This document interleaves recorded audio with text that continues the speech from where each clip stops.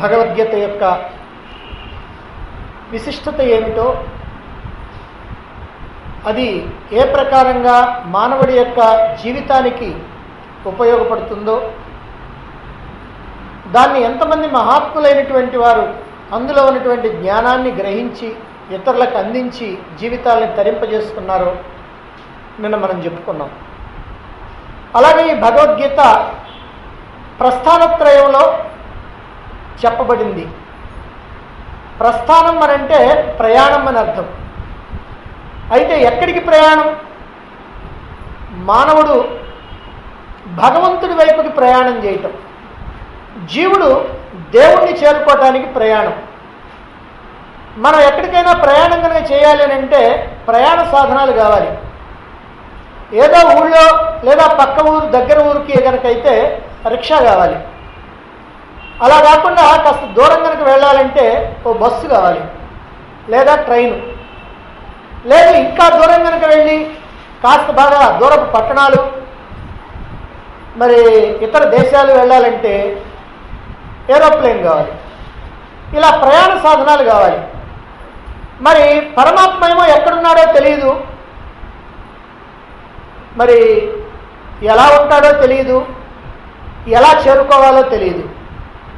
కాబట్టి ఆ పరమాత్మని చేరుకోవాలి అని అంటే ప్రతి మానవుడికి కూడా, ప్రతి జీవుడికి కూడా ఏదో ఒక రకమైనటువంటి సాధన కావాలి, ఏదో ఒక రకమైనటువంటి ప్రయాణ సాధనం కావాలి. ఎక్కడో ఉన్నటువంటి ఆ పరమాత్మని కనుక అందుకోవాలి అని అంటే మనం ఇక్కడి నుంచి కనుక ప్రయాణం చేయాలి. ప్రయాణం చేయాలి అని అంటే, ప్రస్థానం చేయాలి అని అంటే మరి ప్రయాణ సాధనాలు తప్పకుండా అవసరం అవుతాయి.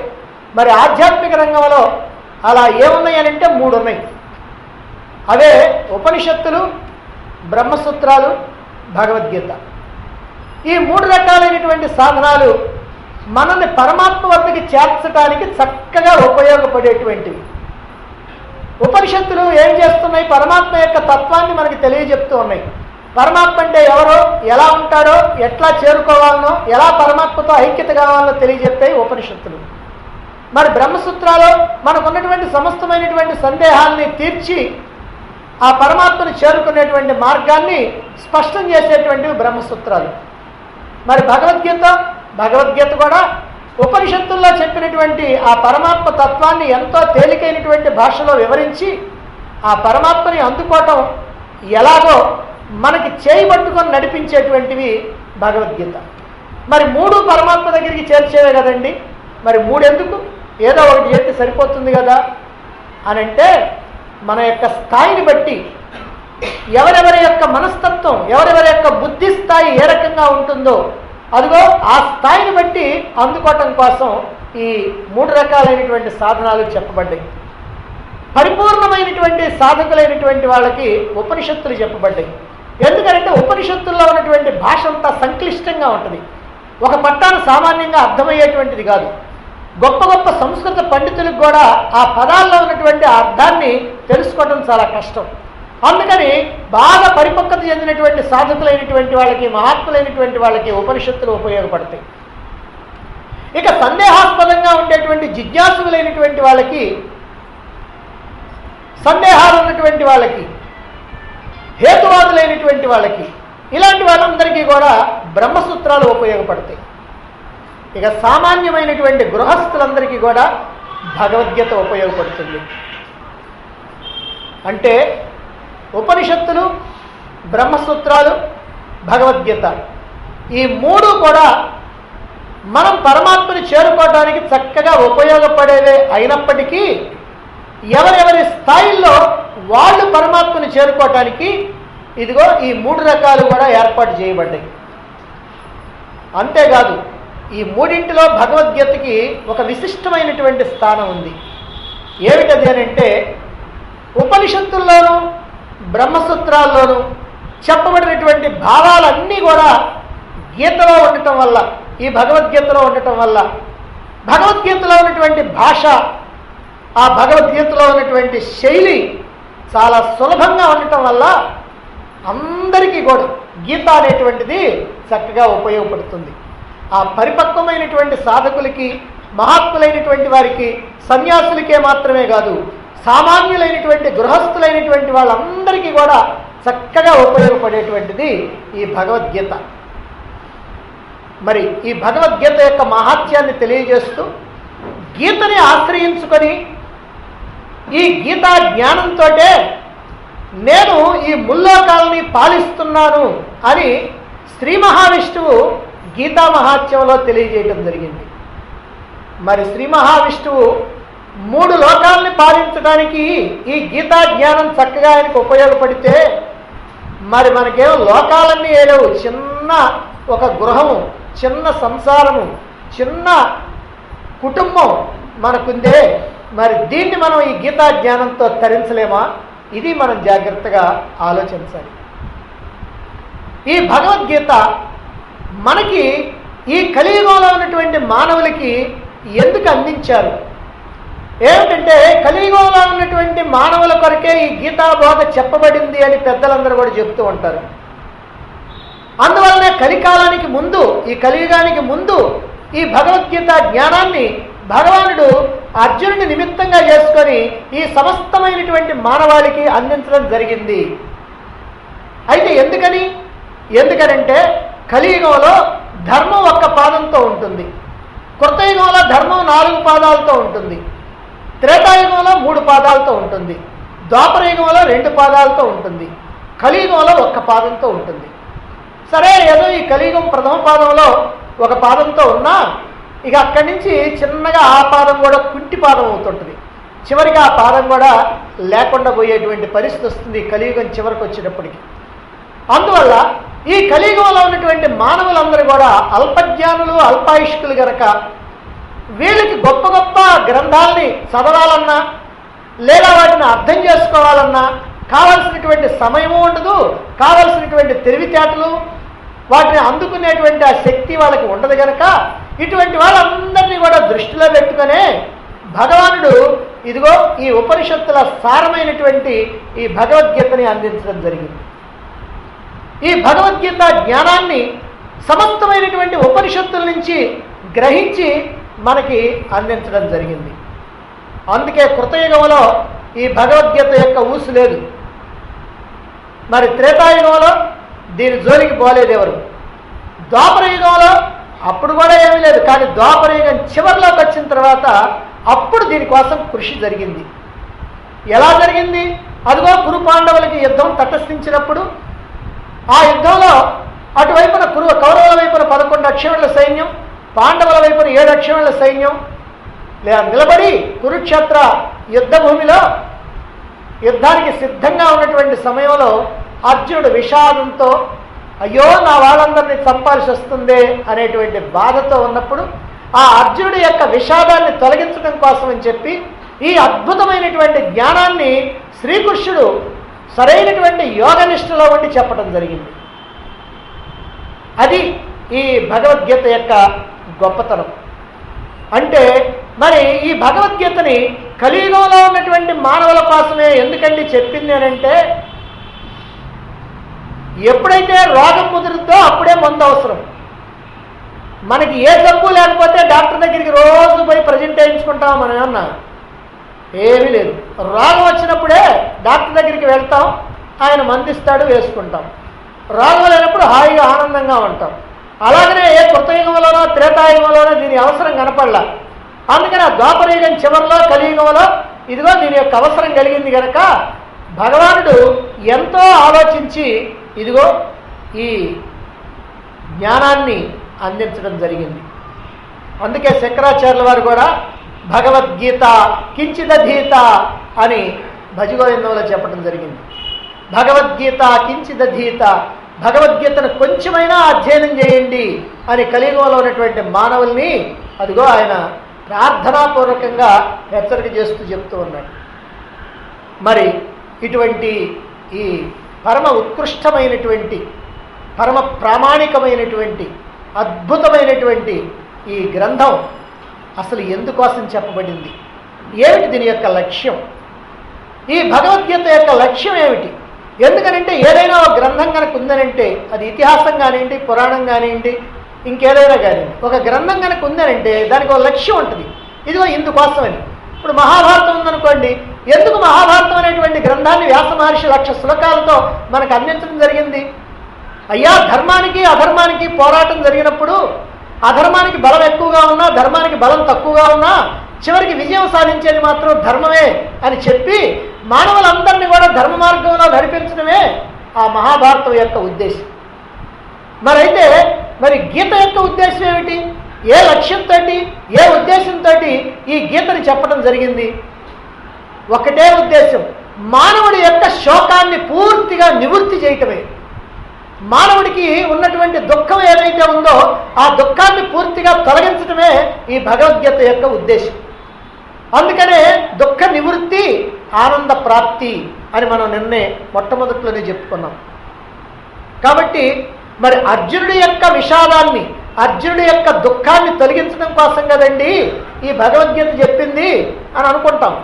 కానీ అర్జునుడి యొక్క దుఃఖాన్నే కాదు, అర్జునుడి యొక్క దుఃఖాన్ని తొలగించడంతో పాటుగా అదిగో అర్జునుడిలాగా మనం కూడా అజ్ఞానంలో ఉండి, అహంకారంలో ఉండి, మమకారంలో ఉండి ఇదిగో ఈ లోకంలో అనేకమైనటువంటి దుఃఖాలను కొని తెచ్చుకున్నటువంటి సామాన్యమైనటువంటి మానవులందరి యొక్క శ్రేయస్సు కోసమని, వాళ్ళ యొక్క దుఃఖ నివృత్తి కోసమని, ఆత్యంతిక దుఃఖ నివృత్తి కోసమని ఇదిగో ఈ భగవద్గీతని భగవానుడు ఈ సమస్తమైనటువంటి మానవుల యొక్క కళ్యాణం కోసం అని చెప్పి అందించడం జరిగింది. అందుకే ఎలా చెప్తున్నారండి అని అంటే, నిజంగా భగవద్గీతని ప్రారంభిస్తూ, అంటే భగవద్గీత బోధ, గీతా జ్ఞానాన్ని ప్రారంభిస్తూ భగవానుడు 2వ అధ్యాయంలో 11వ శ్లోకం దగ్గర ప్రారంభం చేశాడు. ఏమని చెప్తున్నాడు? అశోచ్యానన్న శోచస్త్వం ప్రజ్ఞావాదాంశ భాషసే అంటూ అశోచ్య అని మొదలు పెడుతున్నాడు. అశోచ్య అంటే శోకించదగినటువంటి వాళ్ళ కోసం నువ్వు శోకిస్తున్నావయ్యా అని చెప్తూ ఆ శోకంతో ప్రారంభం చేశాడు. మరైతే ఎక్కడ ముగింపు పలికాడు? చివరికి 18వ అధ్యాయంలో 66వ శ్లోకంలో సర్వధర్మాన్ పరిత్యజ్య మాం ఏకం శరణం వ్రజ అహం త్వా సర్వపాపేభ్యః మోక్షయిష్యామి మాశుచః అని ముగించాడు. మాశుచః అంటే దుఃఖించవద్దు అని. దుఃఖంతో ప్రారంభం చేశాడు, దుఃఖంతో అంతం చేశాడు. శోకంతో ప్రారంభం చేశాడు, శోకంతో అంతం చేశాడు. ఏమిటి దీని యొక్క ఉద్దేశం? ఇక్కడ ఒక స్వారస్యం ఉంది, ఒక అద్భుతమైనటువంటి భావన ఉంది, మనం నేర్చుకోవాల్సినటువంటి, మనం తెలుసుకోవాల్సినటువంటి ఒక బోధ ఉంది ఇక్కడ. ఏమిటంటే ఈ బోధ చేయటంలో అయ్యా ఈ 2 శోకాల మధ్య, అంటే ఆ అశోచ్య, ఈ మాశుచః అనేటువంటి ఈ 2 శోకాల మధ్య ఉన్నటువంటి శ్లోకాలన్నీ మానవుడి యొక్క శోకాన్ని, మానవుడి యొక్క దుఃఖాన్ని పూర్తిగా నివృత్తి చేసి నిరతిశయమైనటువంటి ఆనందాన్ని ప్రాప్తింపజేస్తుంది. ఇదిగో ఈ శ్లోకాలన్నీ కూడా ఈ భగవద్గీత అని మనకి తెలియజేయటమే ఇక్కడ ముఖ్యమైనటువంటి ఉద్దేశం. అంతేకాకుండా మొదటి అధ్యాయం, భగవద్గీతలో ఉన్నటువంటి మొదటి అధ్యాయం, దాని యొక్క పేరు అర్జున విషాద యోగం. విషాదం అని అంటే ఏడుపు, అంటే అది ఏడుపుతోటే ప్రారంభం చేశాడు, అక్కడ ఏడుపుతోటే ప్రారంభం చేశాడు. ఆ జ్ఞానాన్ని బోధించేటప్పుడు ఏడుపుతోటే ప్రారంభం చేశాడు, ఆ జ్ఞానాన్ని ముగించేటప్పుడు ఏడుపుతోటే ముగించాడు. ఏడవకండి ఏడవకండి ఏడవకండి అని చెప్పడం కోసమే ఏడుపుతోటి. ఎందుకంటే ఏడ్చే వాళ్ళే లోకంలో ఉన్నారు కాబట్టి. ఎందుకంటే ఈ లోకంలో ప్రతి మానవుడు కూడా ఎంత సంపాదించేటువంటి వాడైనా, ఎంత ఆస్తిపాస్తులు ఉన్నటువంటి వాడైనా, ఏ రకమైనటువంటి అధికారాలు పదవులు ఉన్నటువంటి వాడైనా, ఎంతటి పహిల్వానైనా సరే అటువంటి వాడు జీవితంలో అనేక సందర్భాల్లో ఈ దుఃఖానికి పాలు కావాల్సినటువంటి పరిస్థితి వస్తూనే ఉంటుంది. టాటా బిర్లాల దగ్గర నుంచి అడుక్కు తినేటువంటి వాడి వరకు కూడా అందరూ ఈ లోకంలో ఏడుస్తూనే ఉన్నారు. కొంతమంది గట్టిగా ఏడుస్తారు, కొంతమంది గుట్టుగా ఏడుస్తారు, అంతే తప్ప ఏడుపు మాత్రం లేకుండా ఎవరు ఉండరు. అలాగని అందరూ పూర్తిగా ఏడుస్తున్నారంటే కాదు, అప్పుడప్పుడు నవ్వుతుంటారు, అప్పుడప్పుడు ఏడుస్తుంటారు. నవ్వితే ఎంతకాలం నవ్వినా ఏం బాధ లేదు, కానీ ఏడుపు అంటేనే బాధ వస్తూ ఉంది. అందుకని ఏడుపు లేకుండా పోవాలని మానవులందరూ కూడా ప్రయత్నం చేస్తూ ఉంటారు. ఇలా ఏడుపు లేకుండా ఉండాలని మానవులు ప్రయత్నం చేస్తుంటారు కనుక వాళ్ళ యొక్క ప్రయత్నానికి సాయంగా ఇదిగో మీ ఏడుపుని పోగొట్టేటువంటిది ఈ అద్భుతమైనటువంటి భగవద్గీత అనేటువంటి జ్ఞానం ఇదిగో నేను అందిస్తున్నాను, స్వీకరించండి అని భగవానుడు మనకి ఇదిగో ఈ భగవద్గీత జ్ఞానాన్ని అందించడం జరిగింది. కాబట్టి దుఃఖంలో ఉన్నటువంటి మానవుడి యొక్క దుఃఖ నివృత్తి ఏదైతే ఉందో అదే గీతలో ఉన్నటువంటి ప్రధానమైనటువంటి వస్తువు. మరి దుఃఖం లేనటువంటి మానవుడు, విషాదం లేనటువంటి మానవుడు ఈ లోకంలో ఎవడైనా ఉంటాడా? ఎవడు ఉండడు. అందుకే భగవద్గీతకి ఎంతటి ప్రశస్తి, ఇంతటి విశిష్టత, ఇంతటి ప్రత్యేకత ఎందుకు వచ్చింది అంటే మానవుడు తన యొక్క దుఃఖాన్ని నివృత్తి చేసుకోవటానికి ఒక అద్భుతమైనటువంటి అవకాశం దొరికింది అని. అందుకే మహాత్మా గాంధీ ఎప్పుడు కూడా నాకు ఎప్పుడు ఏ సంశయం కలిగినా, ఏ రకమైనటువంటి సమస్య ఎదురైనా, ఏ రకమైనటువంటి బాధ దుఃఖము కలిగినా భగవద్గీతలో ఉన్నటువంటి ఏదో ఒక పేజీ నేను తెరిచి చూస్తాను. అందులో ఉన్నటువంటి శ్లోకాలను నేను అవగాహన చేసుకుంటే నా సమస్యకు పరిష్కారం దొరుకుతూ ఉంది అని తెలియజేయటం జరిగింది. ఇలా భగవన్ నిర్మితమై, బ్రహ్మ విద్యా ప్రతిపాదితమై, సర్వ ఉపనిషత్తుల సారమై, సర్వయోగ సమన్వయమై, సర్వశాస్త్ర సారభూతమై, సర్వ మత సమన్వయమై, సర్వ కాలాలకు తగినటువంటిదై, సర్వ మానవాళి యొక్క జీవిత సార్థక్యానికి మార్గం చూపగలిగినటువంటిదైన ఈ భగవద్గీతని ఎన్నిసార్లు చదివినా, ఎన్నిసార్లు విన్నా అమృత పానములాగా ఇది తనివి తీరేటువంటిది కాదు. మరి ఏమిటి దీని యొక్క ఘనత? అసలు ఏముంది ఈ గీతలో? ఎందుకు ఇంత గొప్పగా దీన్ని చెప్పుకోవటం జరుగుతూ ఉంది? దీని యొక్క విలువ ఎలా తెలుస్తుంది మనకి అనేటువంటి సందేహం వచ్చినప్పుడు భగవద్గీత యొక్క ఘనతని, భగవద్గీత యొక్క విలువని మనం తెలుసుకోవటానికి ఒక అద్భుతమైనటువంటి అవకాశం మనకి ఇచ్చారు. అదేంటంటే గీతా ధ్యానంలో ఒక శ్లోకం ఉంది. అదిగో ఆ శ్లోకం ద్వారా మనకి భగవద్గీత యొక్క ఘనతని తెలియజేస్తున్నారు. నిజంగా మనం కనుక ఒక వస్తువు యొక్క విలువను తెలుసుకున్నప్పుడే, ఆ వస్తువు మనకి బాగా ప్రయోజనం కలుగుతుంది అని తెలుసుకున్నప్పుడే మనకి దాని మీద ఇష్టం కలుగుద్ది, మనకి పూజ్యభావం కలుగుద్ది, మనకి గౌరవభావం కలుగుతుంది. మరి అటువంటి గౌరవభావం గీత మీద కలగాలంటే, ఆ గీతా జ్ఞానాన్ని మనం కనుక తెలుసుకోవాలంటే, ఆ జ్ఞానం ద్వారా మనకున్నటువంటి సమస్యలను తొలగించుకోవాలంటే, మనకున్నటువంటి దుఃఖాన్ని పోగొట్టుకోవాలంటే దాని విలువని ఖచ్చితంగా మనం తెలుసుకోవాలి. ఆ విలువను తెలియజెప్పేటువంటి శ్లోకమే గీతాధ్యానంలో ఉంది. సర్వోపనిషదో గావః దోగ్ధా గోపాలనందనః పార్థో వత్సః సుధీభోక్తాః దుగ్ధం గీతామృతం మహత్. నేను చెప్పుకున్నాం, సర్వోపనిషదో గావః, ఉపనిషత్తులన్నీ కూడా ఆవులు, ఉపనిషత్తులన్నీ కూడా గోవులు. మరి దోగ్ధ గోపాలనందన, ఈ ఆవులకి పాలు పితికేటువంటి వాడు దోగ్ధ, పాలు పితికేటువంటి వాడు గోపాలనందన, గోపాలుని యొక్క కుమారుడు, గోపాలనందనుడు. ఎవరు? శ్రీకృష్ణుడే. కానీ ఇక్కడ శ్రీకృష్ణుడు అని అనకుండా గోపాలనందనుడు అంటున్నారు. ఏదో విశేషం ఉంది దీంట్లో. సరే, ఆవులు ఉన్నాయి, పాలు పితికేటువంటి వాడు ఉన్నాడు, బాగానే ఉంది. మరి ఇంకేం కావాలి? పార్థో వత్స. మరి ఆవులు పాలు కనుక ఇవ్వాలంటే దూడ ఉండాలి. అందుకని ఆ దూడను కూడా ఎన్నుకున్నాడు. ఎవరనంటే పార్థ, అర్జునుడు. అర్జునుడేమో దూడ. మరి దూడ మొత్తం తాగుద్దా పాలు? తాగితే మనకెంట. అందుకని అది కాసిన తాగిన తర్వాత మిగతా అన్నీ మనకే. మరి ఎవరు ఈ పాలు తాగగలిగినటువంటి వాళ్ళు అని అంటే సుధి భోక్త. సుధి అందరు కాదు, సుధి మంచి బుద్ధి కలిగినటువంటి వాళ్ళు. ఎవరా మంచి బుద్ధి కలిగినటువంటి వాళ్ళు? పరమాత్మ వైపుకి తిరిగినటువంటి వాళ్ళు, పరమాత్మని అందుకోవాలనుకున్నటువంటి వాళ్ళు. ఈ ప్రాపంచికమైనటువంటి సుఖాలు భోగాలు ఇవన్నీ కూడా అనిత్యమైనటువంటివని తెలుసుకొని, అశాశ్వతమైనటువంటివని తెలుసుకొని, ఇలాంటివి కాదు మనకు కావాల్సింది, మన యొక్క జీవితం వీటి కోసం కాదు వచ్చింది, మన విలువైనటువంటి జీవితాన్ని వీటికి కాదు వినియోగించాల్సింది. అదిగో పరమాత్మని అందుకొని శాశ్వతమైనటువంటి ఆనందాన్ని, ఆ శాశ్వతమైనటువంటి మోక్షాన్ని మనం అందుకోవాలి అని ఎవరైతే నిశ్చయానికి వస్తారో, ఎవరైతే తెలుసుకుంటారో, అలా తెలుసుకొని ఆ మార్గంలో ప్రయాణించాలనుకుంటారో, దానికోసం తప్పిస్తూ ఉంటారో, అటువంటి వాళ్ళందరూ శుద్ధి మంచి బుద్ధి కలిగినటువంటి వారు. సరే, వాళ్ళందరూ తాగుతారు బాగా. అసలు ఇంతకీ ఆ పాలేమిటి? దుగ్ధం గీతామృతం మహత్. దుగ్ధం, ఆ పాలేమిటయ్యానంటే మహత్ గీతామృతం.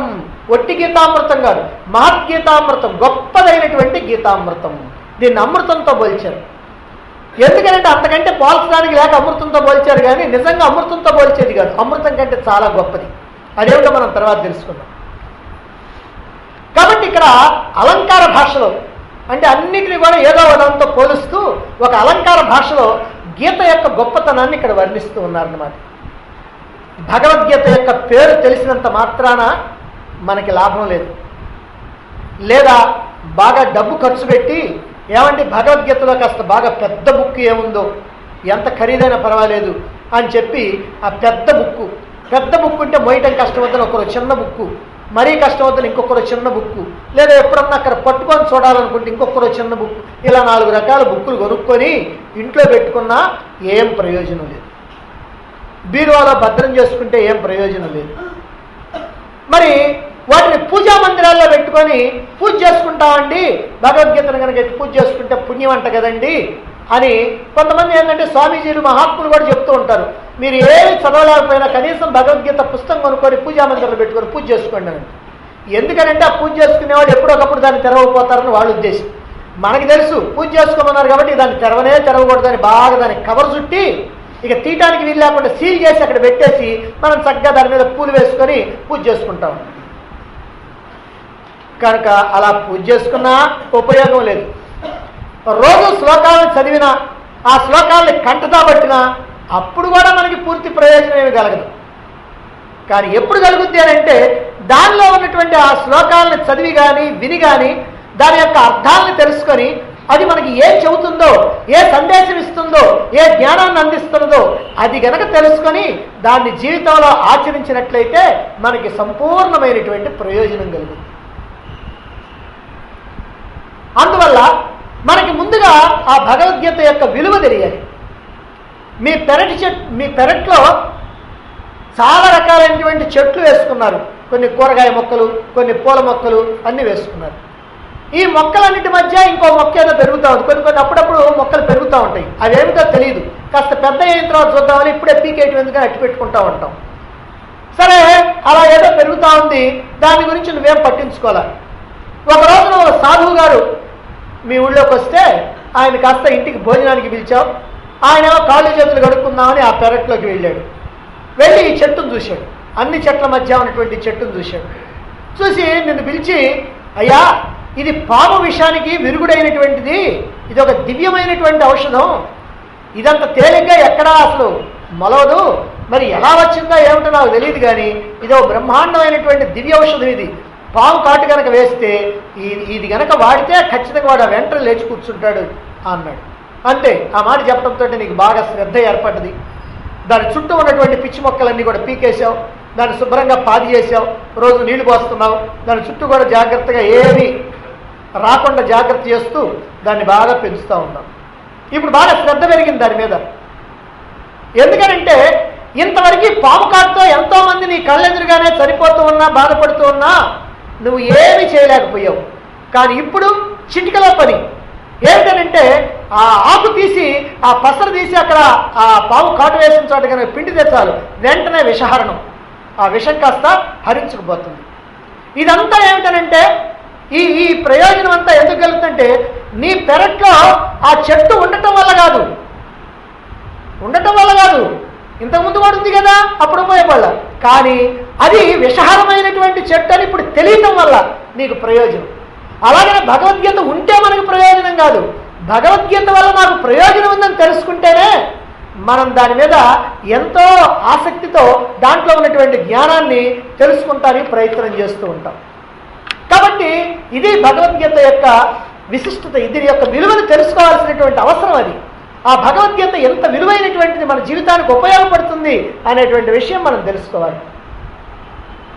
నిజంగా భగవద్గీత మన దేశంలో పుట్టింది, మనం ఎంత అదృష్టవంతులో చెప్పడానికి వీల్లేదు. మన ఇంట్లోనే ఆ పుస్తకం ఉంది, మన జేబులోనే పెట్టుకొని తిరుగుతూ ఉంటాం కావాలంటే. అయినా సరే దాని ద్వారా మనకి కలగవలసినటువంటి ప్రయోజనం ఏమీ కలగదు. మరి ఎప్పుడు కలుగుతారంటే దాని యొక్క మహిమను తెలుసుకొని దానిలో చెప్పినటువంటి ఉపదేశాలని, దానిలో చెప్పినటువంటి జ్ఞానాన్ని చక్కగా గ్రహించి ఆచరించినట్లయితే అప్పుడు ప్రయోజనం కలుగుతుంది. ఏమిటి ప్రయోజనం? అదే ముక్తి, అదే జీవన్ముక్తి, అదే మోక్షం, అదే శాశ్వత ఆనందం. ఇక ఈ జన్మలంటూ లేకుండా, ఈ దుఃఖాలంటూ లేకుండా, ఈ జన్మ దుఃఖం, జరా దుఃఖం, వ్యాధి దుఃఖం, మరణ దుఃఖం అనేటువంటి రకరకాలైనటువంటి దుఃఖాలన్నీ లేకుండా శాశ్వతమైనటువంటి ఆనంద స్థితిలో ఉండేటట్టుగా మనకి ఈ భగవద్గీత జ్ఞానం మనకు ఉపయోగపడుతుంది. ఈ విధంగా ఈ భగవద్గీత ఇంత గొప్పది అని తెలుసుకోవాలంటే ఈ శ్లోకంలో ఉన్నటువంటి విషయాల్ని మనం బహిరంగ విచారణ చేయాలి. మొట్టమొదటి విషయం ఏం చెప్తున్నదంటే ఉపనిషత్తులన్నీ కూడా గోవులు అని చెప్తుంది. సర్వోపనిషదో గావహ, ఉపనిషత్తులన్నీ కూడా గోవులు. అసలు ఉపనిషత్తులకి గోవులకి ఏమిటండి పోలిక?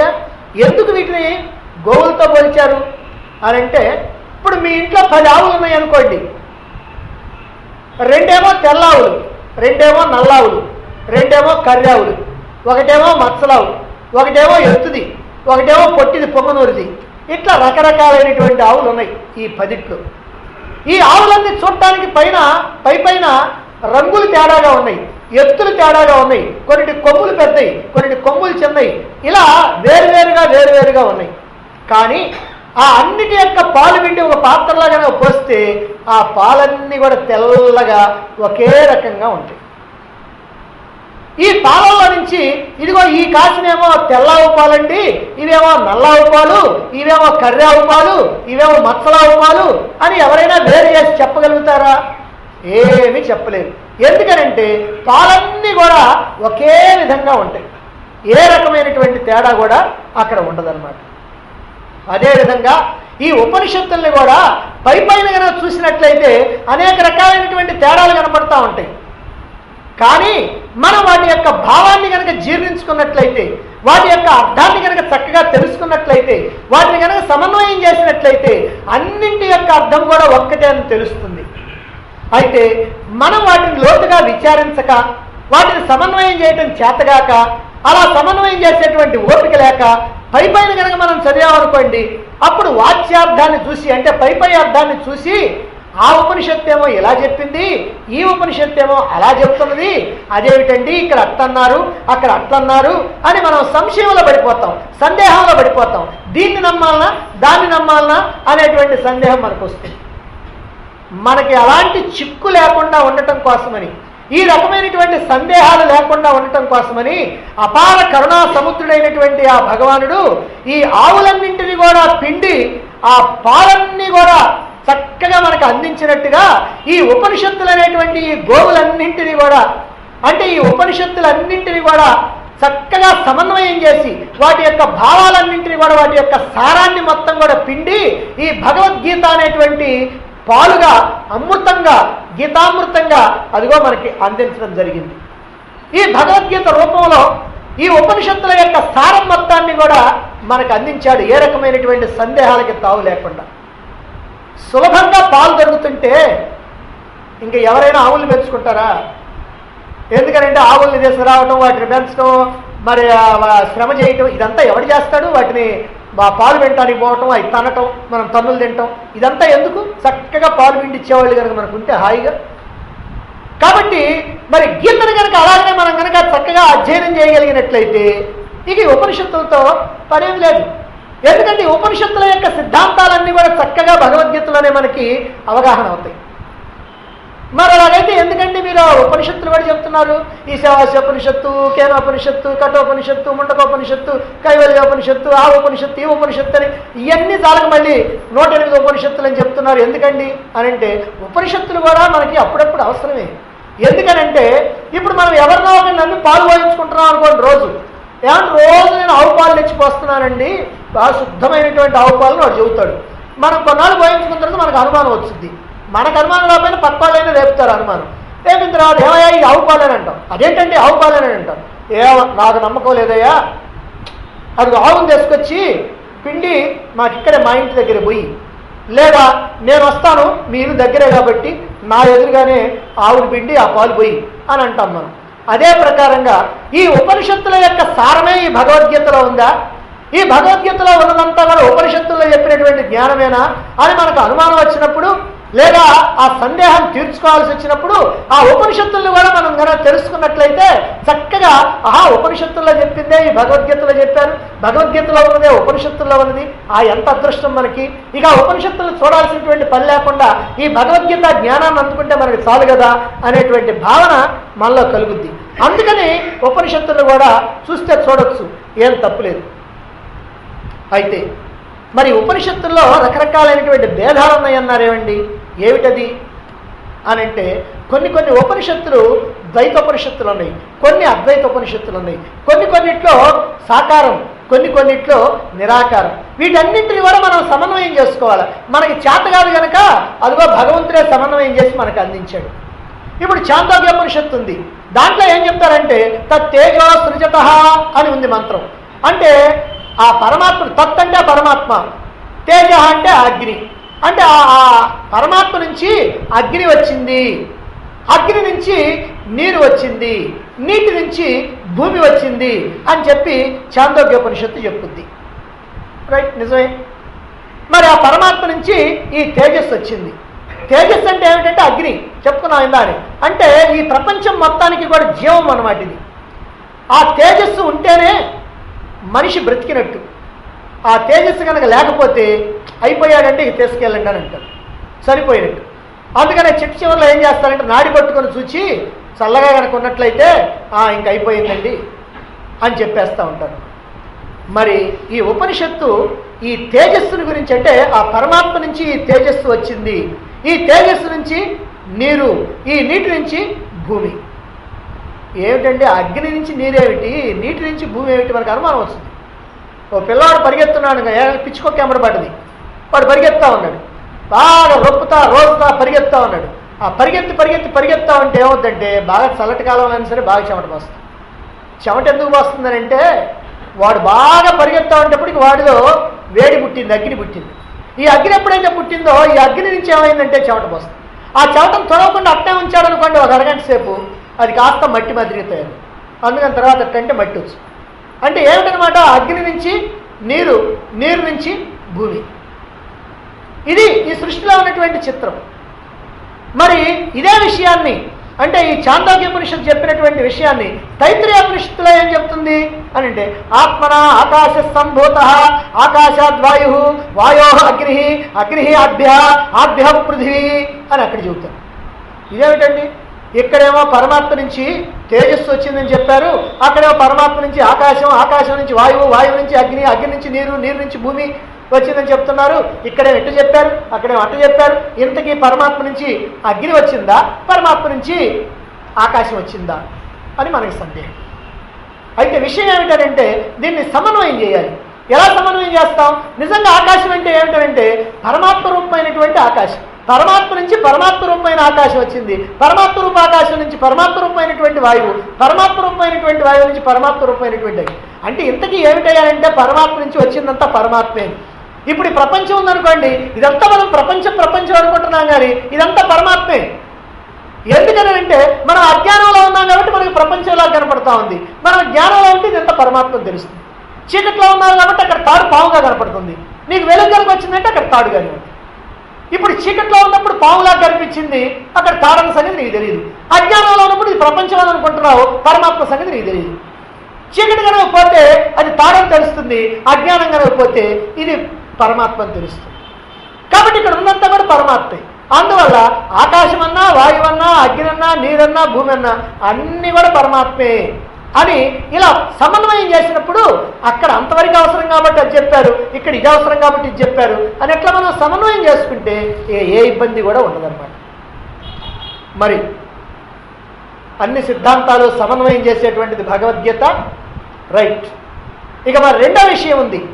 ఇప్పుడు ఉపనిషత్తులన్నీ కూడా గోవులు అన్నారు కదా, మరి ఆ గోవుల యొక్క పాలు పితికేటువంటి వాడు గోపాలనందనుడు, దోగ్ధ గోపాలనందన అన్నారు. ఆవుల్ని కనుక పితకాలేనంటే కొత్త వాళ్ళు కనుక అయితే తన్నులు తింటారు ఎక్కడైనా సరే. ఎందుకంటే వాటి దగ్గరికి కనుక పోతే ఆవు కానీ, గేదె కానీ, ఇంకోటి ఏదైనా సరే వాటి దగ్గరికి కనుక పోతే ముందు తంతాయి. ఎందుకంటే కొత్త వాళ్ళకి వీళ్ళు పోటే భయంగా పోతారు, ఖచ్చితంగా తన్నులే. అందుకని వాటిని ఆ తన్నులు లేకుండా వాటి నుంచి పాలు విండుకొని రావాలి. అట్లా ఆవుల నుంచి పాలు పిండుకొని రావాలంటే ఆవుల్ని పోషించేటువంటి వాళ్ళు కనుకైతే వాళ్ళకి చక్కగా పితకటం చేత అవుద్ది. ఎందుకంటే వాళ్ళకి అనుభవం.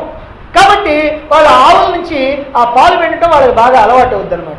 అదేవిధంగా ఈ ఉపనిషత్తుల యొక్క సారాన్ని కూడా పిండాలి అంటే అందరికీ సాధ్యం కాదు. ఈ ఉపనిషత్తుల యొక్క సారం, ఉపనిషత్తులని గోవులని అన్నాం, దీని యొక్క సారాన్ని కనుక పిండాలంటే దీనికి అందరికీ సాధ్యం కాదు. దీనికి ఎంతో గొప్ప శక్తి కావాలి, గొప్ప వ్యక్తులు కావాలి. అందుకే ఇక్కడ చెప్తున్నారు ఆయనే గోపాలనందనుడు అని. నిరాకారుడైనటువంటి పరమాత్మ నిరాకారుడై ఇదిగో ఈ లోకానికి వచ్చాడు. ఆయనే గోపాలనందనుడు. అలా నిరాకారుడై రావటం మన యొక్క అదృష్టం.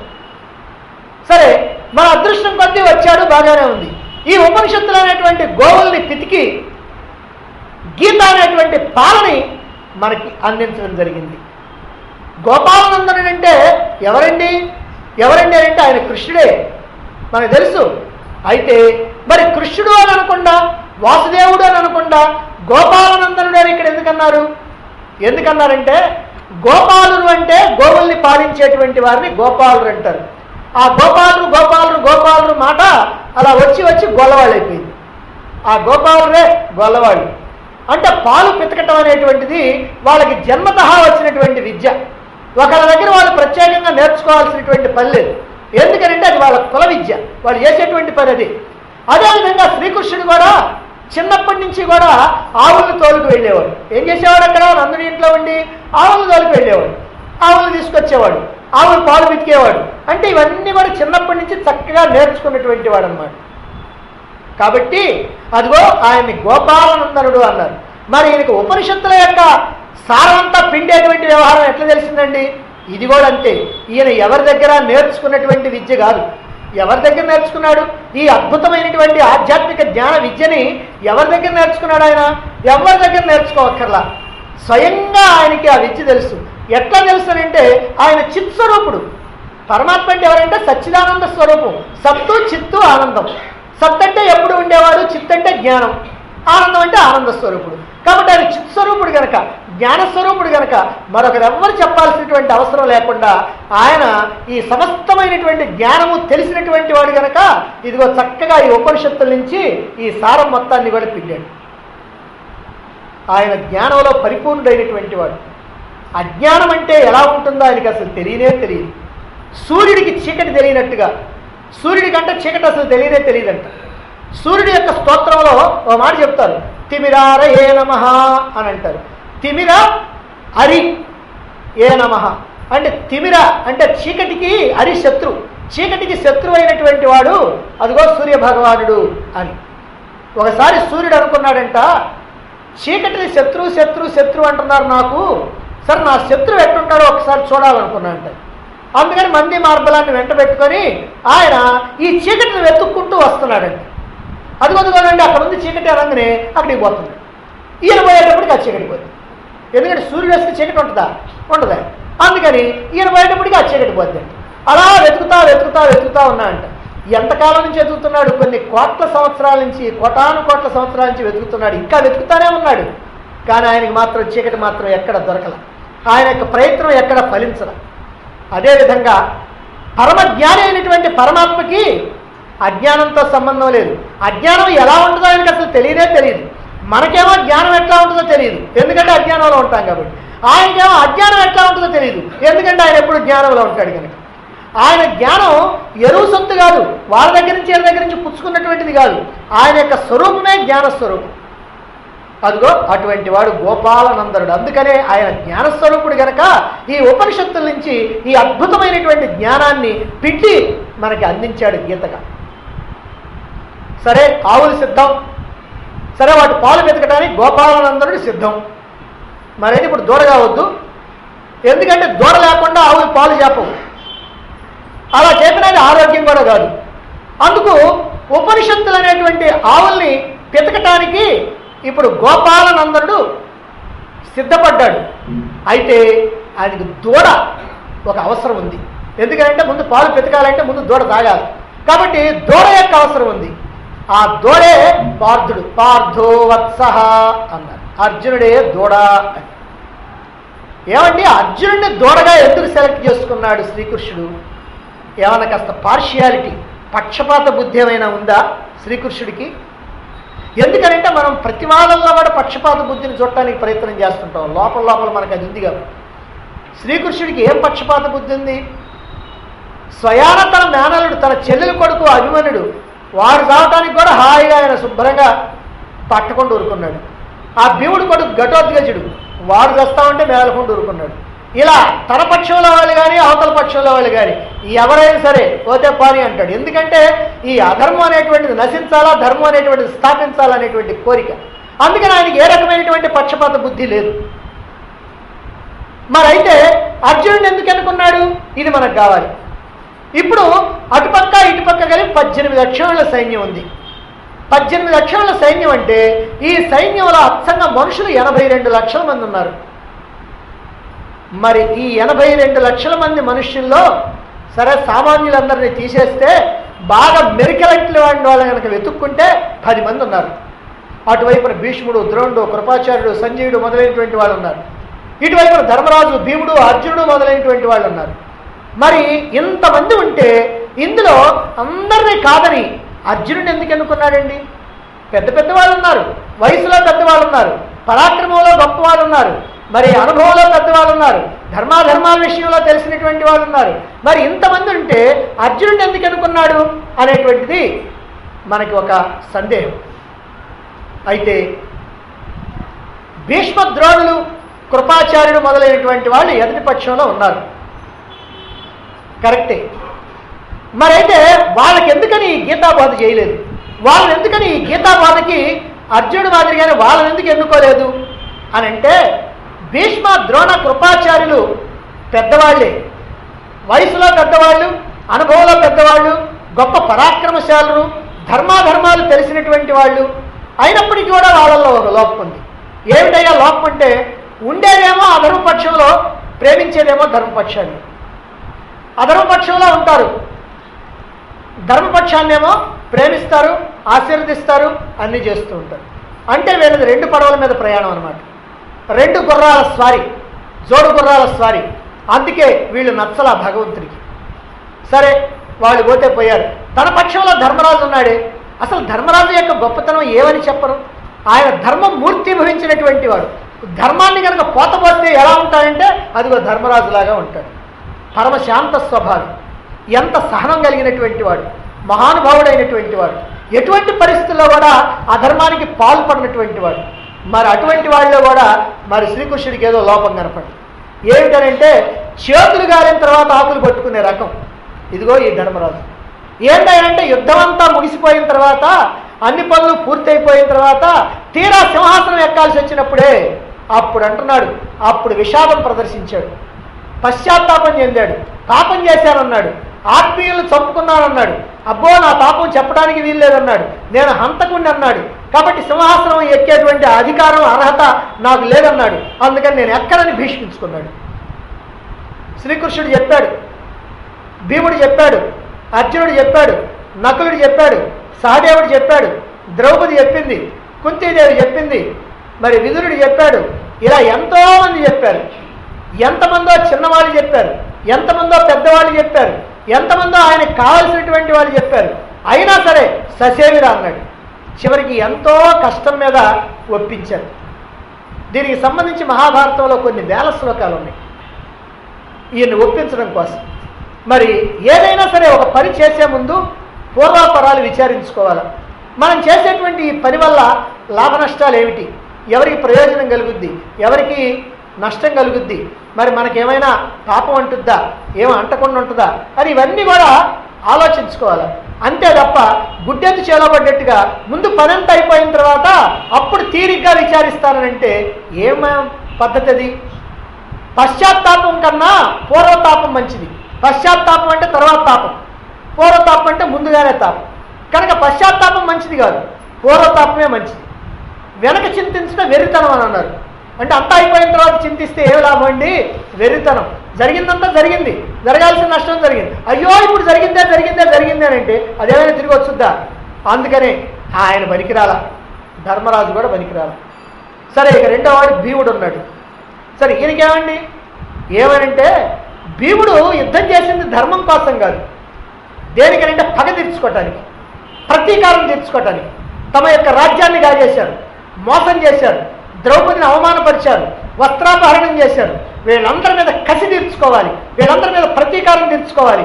అదిగో అందుకోసం అని చెప్పి భీముడు యుద్ధం చేశాడు. ఆ యుద్ధం చేయడం వల్ల ఎలా చేశాడనంటే, ఎలా చేశాడో ఆ మహాభారత యుద్ధాన్ని కనుక జాగ్రత్తగా గమనిస్తే అర్థమవుద్ది.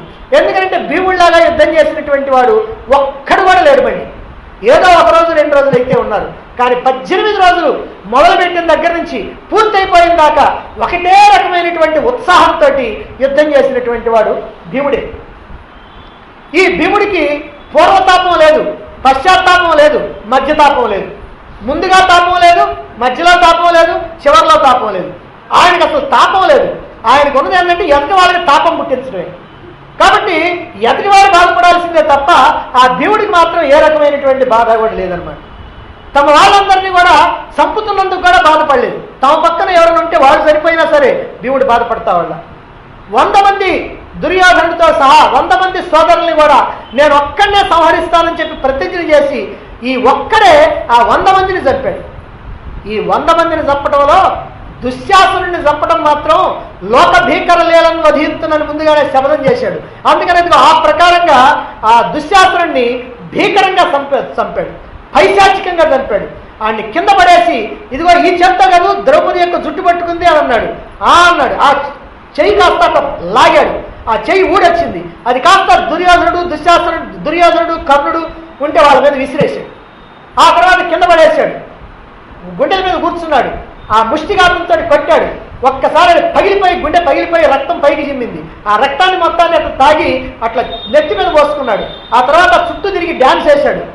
ఈ రకంగా వికృత తాండవం చేశాడు, విలయ తాండవం చేశాడు. ఇదిగో ఇది దుశ్శాసనుడు. ఎందుకంటే దుశ్శాసనుడి మీద ఉన్నటువంటి ఆ క్రోధం అలాంటిది భీముడికి. 100 మందిని చంపుతున్నప్పటికి కూడా, 100 మంది సోదరులను చంపుతున్నప్పటికి కూడా ఏనాడు కూడా భీముడు పశ్చాత్తాపం అనేది లేదు. కాకపోతే ఒక్క వికర్ణుని చంపేటప్పుడు మాత్రం కొద్దిగా కంట తడిపెట్టాడు. ఎందుకనంటే ద్రౌపది వస్త్రాపహరణ సమయంలో ధర్మం మాట్లాడినటువంటి వాడు దుర్యోధన సోదరుల్లో ఈ వికర్ణుడు ఒక్కడే. అందుకనే అది గుర్తుంది భీముడికి. అందుకనే ఈ ప్రతిజ్ఞ ప్రకారం నేను చంపాల్సి వస్తుంది ఓ సోదరా, ఈ క్షత్రియ ధర్మం అనేటువంటిది చాలా క్రూరమైనటువంటిది అని చెప్పి అట్లా కట్టి తడిపెట్టుకొని అతన్ని సంహరించాడు. ఇదిగో ఇటువంటి వాడు భీముడు. అంటే అతడిది ఒక రకంగా కక్కస హృదయం, కఠిన హృదయం. అందుకే ఆయన్ని కూడా తప్పించేశాడు. మరి ఇంకెవరు మిగిలారు? అర్జునుడు. సరే మిగిలారు కదా అని అర్జునుడికి ఏం చెప్పాలా? మరి అర్జునుడి యొక్క విషయం ఏంటంటే ధర్మరాజులా పశ్చాత్తాపం చెందేవాడు కాదు, పూర్వతాపం చెందినటువంటి వాడు. అందుకనే యుద్ధం ప్రారంభంలోనే విషాదం అర్జునుడు. అయ్యో వాళ్ళు తాత, ఆయన గురువు, వీళ్ళు తండ్రులు, వాళ్ళు మామలు, వీళ్ళు మేనమామలు, వీళ్ళు బావమర్దులు, వీళ్ళు కొడుకులు, వీళ్ళు మనవళ్ళు, వాళ్ళు మిత్రులు, వీళ్ళందరిలో నేను చంపాల్సింది అని చెప్పి ఆయనకి విషాదం వచ్చింది ముందుగా. ఇది పూర్వతాపం అంటే. పశ్చాత్తాపం మంచిది కాదు, పూర్వతాపం మంచిది. వీళ్ళందరినీ చంపి ఈ రక్తపు కూడా నేను తినాలన్నా, ఈ రాజ్యం మాకు లేకపోతే భిక్షాటం చేసి ఎక్కడన్నా అడుక్కొని తింటాం, మాకొద్దు ఈ రాజ్యం అని చెప్పి విషాదాన్ని ప్రదర్శించినటువంటి వాడు, జాలిగుండె కలిగినటువంటి వాడు, ధర్మబుద్ధి కలిగినటువంటి వాడు. ఇప్పుడు ఆత్మీయులందరినీ చంపాల్సి వచ్చిందని విపరీతమైనటువంటి బాధపడుతున్నటువంటి వాడు. భీముళ్లాగా క్రోధం మూర్తిభవించినటువంటి వాడు కాదు, కఠిన హృదయం ఉన్నటువంటి వాడు కాదు, జాలిగుండె, ధర్మం కోసం నిలబడేటువంటి వాడు. భీష్మద్రోణులు తెలిసి కూడా ధర్మం వైపు నిలబడ్డారు, కానీ అర్జునుడు అలాంటి వాడు కాదు. అంతేకాదు అర్జునుడి యొక్క గొప్పతనం ఏమిటంటే భగవంతుడికి ప్రియుడు, సఖుడు, భక్తుడు. ఆయన శ్రీకృష్ణుడికి భక్తుడు, శ్రీకృష్ణుడికి సఖుడు, శ్రీకృష్ణుడికి భావమర్ది, బంధువు, మిత్రుడు, అన్నీ కూడా. ఒక కంచంలోది ఒక మంచంలో పడుకునేటువంటి వాడు. కాబట్టి ఇలాంటి వాడైతే బాగుంటుంది.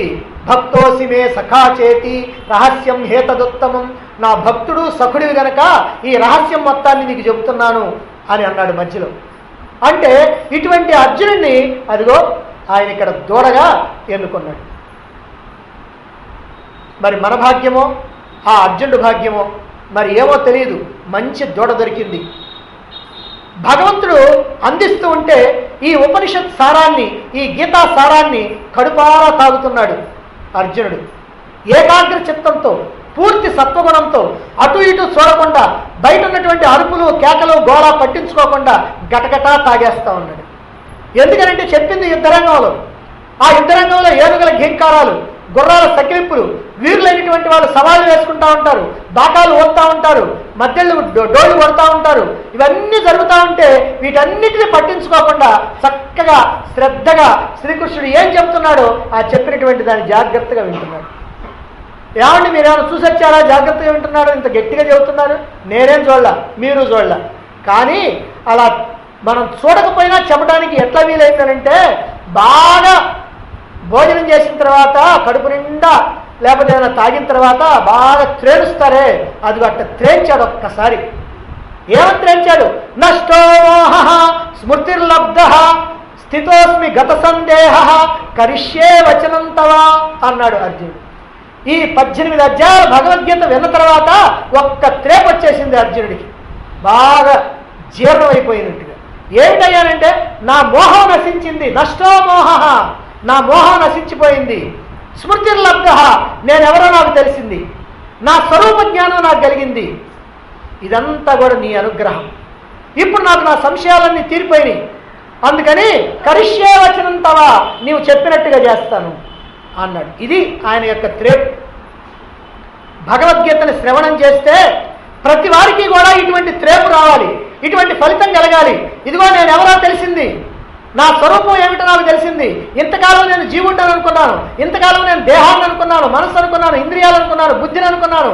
కాదు, ఇప్పుడు నేను వీటన్నిటికీ వేరుగా ఉన్నటువంటి చైతన్యాన్ని, ఆత్మని, సూక్ష్మాతి సూక్ష్మమైనటువంటి చైతన్యాన్ని, స్వయం ప్రకాశమైనటువంటి చైతన్యాన్ని, నగసిక పర్యంతం దేహమంతా వ్యాపించి ఉన్నటువంటి ఈ స్వయం ప్రకాశ చైతన్యాన్ని అనేటువంటి స్పృహ మనకు కలగాలి.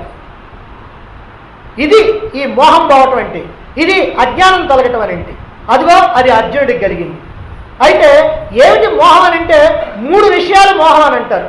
ఏమిటా 3 విషయాలు అని అంటే, ఈ దేహమే నేను అనుకోవటం ఒకటి, ఇది మోహం. ఇది మనందరికీ ఉంది బాగా చక్కగా. ఈ దేహమే నేను అనుకోవటం, ఈ జగత్తు నిజమని అనుకోవటం,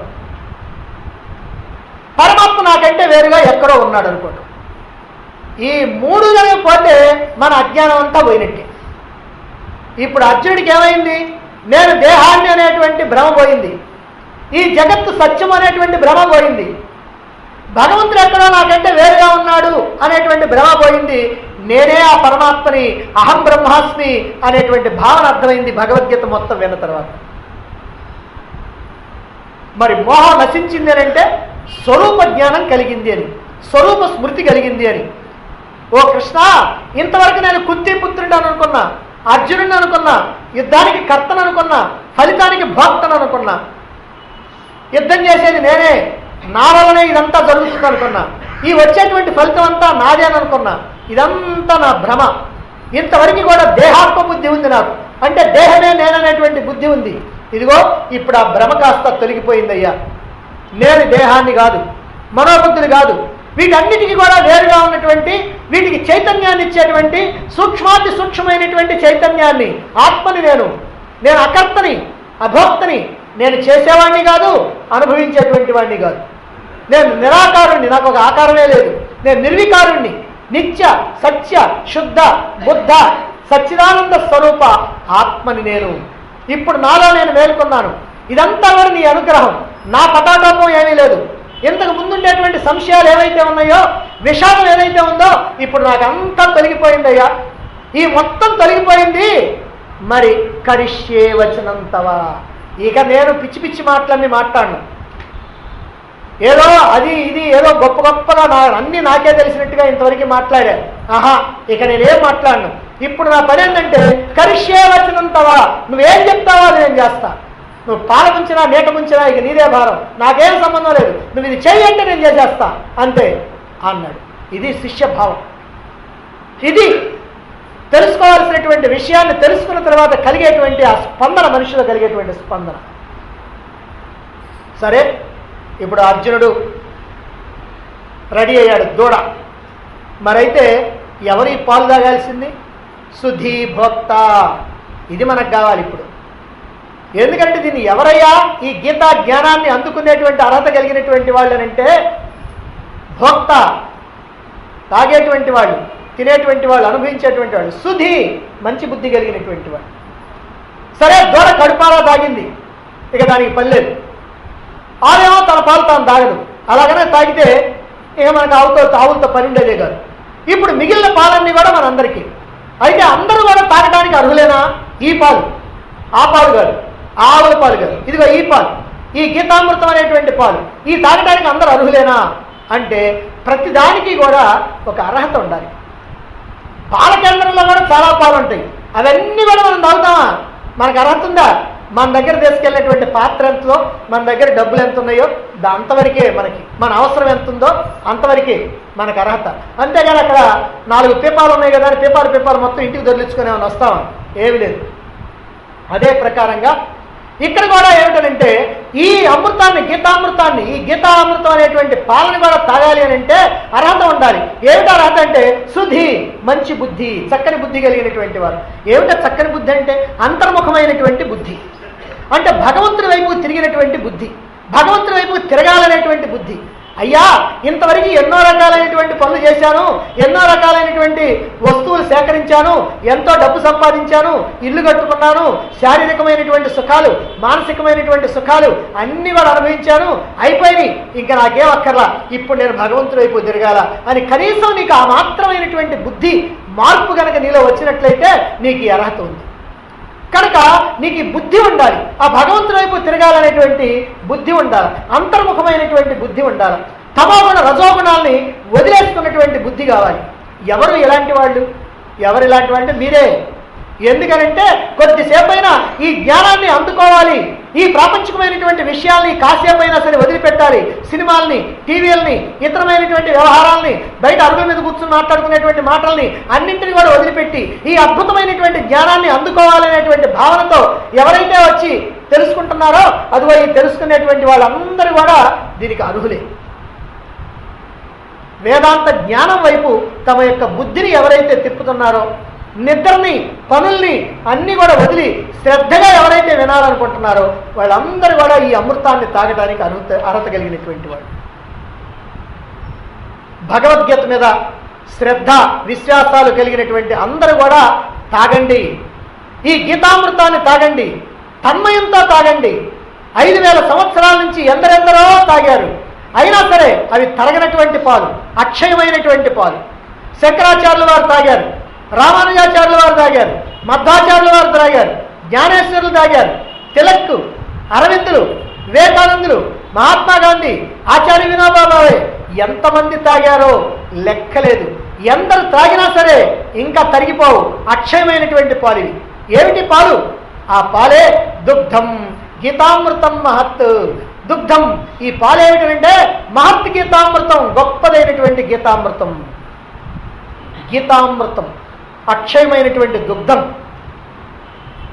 ఈ గీతామృతాన్ని ఏ కొంచెం సేవించినా అధికమైనటువంటి ఫలితం.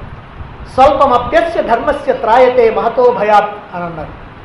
స్వల్పమప్యస్య ధర్మస్య, స్వల్పం కొద్దిగా, ఏ కొంచెమైనా సరే ఈ పాలు కనుక తాగినట్లయితే, ఈ గీతా జ్ఞానాన్ని కనుక కొంచెమైనా సరే స్వీకరించినట్లయితే, కొంచెం అని అంటే ఏదోలండి ఇవాళ విన్నాను కదా ఇక రేపటి నుంచి అబ్సెంట్ అవుతాను కాదు, అంటే ఏదో తప్పకపోతే అది వేరే విషయం. కానీ దీన్ని చక్కగా అవగాహన చేసుకోవాలి. ఈ అవగాహన చేసుకొని ఎవరైతే కొంచెమైనా సరే దీన్ని చక్కగా అవగాహన ఎవరైతే చేసుకుంటారో అటువంటి వాళ్ళని మహతో భయాత్, గొప్ప భయం నుంచి త్రాయతే, రక్షిస్తుంది. కాబట్టి ఈ జ్ఞానం మనం రక్షించేటువంటిది. అలాంటిది గీతామృతం. ఈ గీతామృతం స్వర్గలోక అమృతం లాంటిది కాదు, స్వర్గలోక అమృతం కన్నా చాలా గొప్పది. ఎందుకంటే స్వర్గలోక అమృతం ఉందంటే అది పరిమితమైనటువంటి, కానీ గీతామృతం అపరిమితమైనటువంటి. ఆ అమృతం తాగుతా ఉన్న కొద్దీ ఖర్చు అయిపోతూ ఉంటుంది, ఈ అమృతం తాగుతా ఉన్న కొద్దీ పెరుగుతూ ఉంటుంది. ఇప్పుడు గీత ఉందనుకోండి, ఇప్పుడు ఇలా చెబుతా ఉంటే నాకేమైనా తగ్గిపోయిందా? నా దగ్గర ఉన్న మొత్తం పోయిందా? ఇంకొకరు బెచ్చు అవుతా ఉంది. అదే ప్రకారంగా ఇది ఎంతవరకైతే మనం ఖర్చు చేస్తుంటామో అంత పెరుగుతూ ఉంటుంది అనమాట. అలాగనే ఇప్పుడు ఆ అమృతం ఉందనుకోండి, ఆ అమృతం తాగితే పాపాలనేం పోగొట్టదు, కానీ ఈ గీతామృతం అంటే మన యొక్క పాపాలన్నింటినీ బాగుంటుంది. అపిచేత్ సుదురాచార భజతే మాం అనన్యభాక్. నువ్వు ఎంత పాపాత్ముడు అయినా సరే భజతే మాం అనన్యభాక్, నన్ను గనక అనన్యమైనటువంటి చిత్తంతో భజించినట్లయితే నీ పాపాలు మొత్తం కూడా పోతాయి అని చెప్పి భగవంతుడు మనకి బ్రహ్మాండమైనటువంటి అనుమతి ఇచ్చాడు, బ్రహ్మాండమైనటువంటి సూచన ఇచ్చాడు, బ్రహ్మాండంగా మనకి ఒక ఆదేశం ఇచ్చాడు, బ్రహ్మాండంగా మనకి ఒక ధైర్యాన్ని ప్రసాదించాడు. కాబట్టి ఇది పాపాలన్నింటినీ పోగొట్టేటువంటి అమృతం. కానీ దేవలోకంలో ఉన్నటువంటి అమృతమే పాపాలను పోగొట్టేది కాదు. సరే, దేవలోకంలో ఉన్నటువంటి అమృతం తాగితే ఏమంటే మరణం లేదంటారు కదండి. అమృతం అంటే మరణం లేదని కాదు, చాలా కాలం అక్కడ ఆ సుఖభోగాలు అనుభవిస్తావు, చివరికి ఎప్పుడొకప్పుడు అక్కడి నుంచి రావాల్సిందే, మళ్ళీ జన్మెత్తాల్సిందే. ఎందుకంటే ఈ పుణ్యఫలం ఖర్చు అయిపోతే మళ్ళీ రావాలి, పాపఫలం ఖర్చు అయిన తర్వాత నరకం నుంచి రావాలా, పుణ్యఫలం ఖర్చు అయితేనో స్వర్గం నుంచి రావాలి. కానీ మరి ఇదో ఈ గీతామృతం ఎట్లాంటిదేనండి? ఇది ఎట్లాంటిదేనంటే ఇది నిజమైనటువంటి అమృతం. ఏమిటనంటే ఇక జన్మే లేకుండా చేసేటువంటి, ఈ జన్మరాహిత్యాన్ని ఇచ్చేది, మోక్షాన్ని ప్రసాదించేది అటువంటి అద్భుతమైనటువంటి అమృతం ఇది. ఇలా గీత యొక్క విలువ కనుక మనకి తెలిసినట్లయితే ఆ భగవద్గీత మీద మనకు గొప్ప విశ్వాసం కలుగుతుంది. ఎప్పుడైతే మనకు ఆ భగవద్గీత మీద విశ్వాసం కలిగిందో మనకున్నటువంటి కాలాన్ని, మనకున్నటువంటి తెలివిని, మనకున్నటువంటి ధనాన్ని మనం అన్నింటినీ కూడా దానికోసం మనం వినియోగిస్తాం, సద్వినియోగం చేస్తాం. ఎందుకంటే ఈ లోకంలో దేనికైనా మనం డబ్బు ఖర్చు పెడతాం. మనం ఇంట్లో ఏదైనా వస్తువు తెచ్చుకోవాలంటే డబ్బు ఖర్చు పెడతాం, కారు కొనుక్కోవాలంటే లక్షల లక్షలు ఖర్చు పెడతాం, ఇంకేదైనా కావాలంటే ఖర్చు పెడతాం, ఇల్లు కట్టుకోవాలంటే 50 లక్షలు 60 లక్షలు ఖర్చు పెడతాం. కానీ ఇప్పుడు భగవద్గీత ఉందనుకోండి, దీనికోసం ఖర్చు పెట్టాలంటే ఇది వేస్ట్. ఎందుకనండి 10 రూపాయలు, ఎందుకంటే 10 రూపాయలు అనవసరంగా, ఈ 10 రూపాయలు అంటే పకోడీలు కొనుక్కోవచ్చు కదా అని అనిపిస్తూ ఉంటుంది.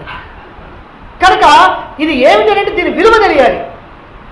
ఆ విలువగానే తెలిసినప్పుడు ఎంతైనా దీనికోసం ఖర్చు పెట్టాలనిపిస్తుంది, ఎంతైనా దీనికోసం శ్రమ చేయాలనిపిస్తుంది, ఎంతైనా దీనికోసం త్యాగం చేయాలనిపిస్తుంది. ఎప్పుడంటే దీని విలువ తెలిస్తే. దీనికోసం మనం ఏం ఖర్చు పెట్టలేదు, దీనికోసం మన టయాన్ని ఉపయోగించుకోవట్లేదు. మనం దేనికోసమైనా సరే మన టయాన్ని ఉపయోగించుకుంటాం, దీనికోసం మాత్రం మాకెక్కడ కుదురుద్దండి అంటాం, మనం దీనికి టైం వినియోగించం అని అంటే దీని యొక్క విలువ నీకు తెలియలేదని గుర్తు. నువ్వు 10 సంవత్సరాలు నేర్చుకో, 20 సంవత్సరాలు నేర్చుకో, 50 సంవత్సరాలు నేర్చుకో, ఎన్నాళ్ళు నేర్చుకున్నా సరే, ఎన్నాళ్ళు తెలుసుకున్నా సరే, దాని విలువ నీకు తెలియనప్పుడే దానికోసం నీ కళాన్ని, నీ నీ ధనాన్ని, నీ కాలాన్ని, నీ సమస్తాన్ని నువ్వు త్యాగం చేయడానికి సిద్ధపడవు. కాబట్టి మానవ జీవితం యొక్క విలువ ఏమిటో తెలుసుకోవాలి. ఈ మానవ జీవితం ఎందుకోసం వచ్చిందో తెలుసుకోవాలి. ఇందుకోసం వచ్చినటువంటి ఈ జీవితాన్ని అందుకోసమే వినియోగించాలి. అలా వినియోగించాలంటే మనకు ఉపయోగపడేటువంటిది భగవద్గీత అని తెలుసుకోవాలి. అలా తెలుసుకున్నప్పుడే మనం దీన్ని చక్కగా వినియోగించుకుంటాం. మరి ఇలా వినియోగించుకుంటూ మరి ఇటువంటి భగవద్గీత ఏదైతే ఉందో ఈ భగవద్గీతని మరి సరళమైనటువంటి, సులభమైనటువంటి భాషలో మనం చక్కగా అర్థం చేసుకోవాలి. అలా అర్థం చేసుకుంటేనే దీని ప్రయోజనం. మరి ఎలా దీన్ని అర్థం చేసుకోవాలో, మరి దీంట్లో మన కర్తవ్యం ఇంతటితో తీరిపోయిందా, కేవలం ఈ భగవద్గీతను మనం తెలుసుకుంటే చాలా, లేదా ఇంకేమైనా చేయాలా, మన కర్తవ్యం ఏదైనా ఉందా అనేటువంటి విషయాన్ని మనం రేపు చెప్తాం.